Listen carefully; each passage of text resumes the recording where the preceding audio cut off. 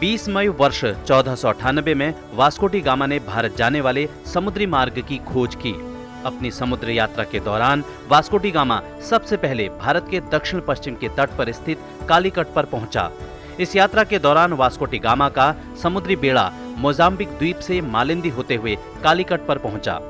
इस जगह को वास्को डी गामा ने अपने भारत पहुंचने के प्रमाण के रूप में स्थापित किया।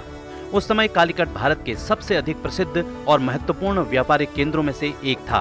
वास्को डी गामा की इस समुद्री रास्ते की खबर धीरे धीरे फैलने लगी, जिससे यूरोप के व्यापारी, सुल्तान, पुर्तगाली और लुटेरे कब्जा करने की मंशा से भारत आए। इन सब के बाद ब्रिटिश लोग भी व्यापार के बहाने अपना अधिकार स्थापित करने की मंशा से भारत आने लगे। 20 मई वर्ष 1900 में सुमित्रा नंदन पंत का जन्म उत्तराखंड के कौसानी में हुआ। उनका वास्तविक नाम गोसाई दत्त था। पंत जी हिंदी साहित्य में छायावादी युग के 4 प्रमुख स्तंभों में से एक हैं। इस युग को जयशंकर प्रसाद, महादेवी वर्मा और सूर्यकांत त्रिपाठी निराला जैसे कवियों का युग कहा जाता है। उनका संपूर्ण साहित्य सत्यम शिवम सुंदरम के आदर्शों से प्रभावित रहा।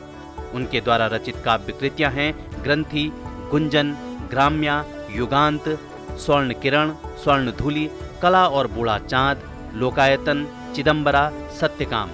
हिंदी साहित्य में उनके योगदान के लिए उन्हें वर्ष 1961 में पद्म भूषण, वर्ष 1968 में ज्ञानपीठ और साहित्य अकादमी पुरस्कार से सम्मानित किया गया।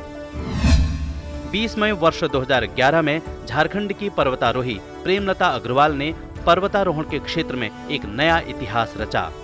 सबसे उम्रदराज भारतीय महिला प्रेमलता ने दुनिया के सबसे ऊंचे पर्वत शिखर माउंट एवरेस्ट पर चढ़ने का गौरव हासिल किया। उन्होंने ये कीर्तिमान 48 साल की उम्र में हासिल किया। जिस दौरान प्रेमलता ने इतिहास अपने नाम किया, उस समय माउंट एवरेस्ट की ऊंचाई 29,029 फीट की थी।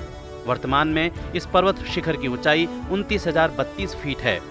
2013 में प्रेमलता ने 50 वर्ष की उम्र में उत्तरी अमेरिका के अलास्का के माउंट मैकिनले को फतह कर एक और उपलब्धि हासिल की। इस पर्वत शिखर पर चढ़ने वाली वे पहली भारतीय महिला हैं। वर्ष 2013 में प्रेमलता को पद्मश्री से नवाजा गया।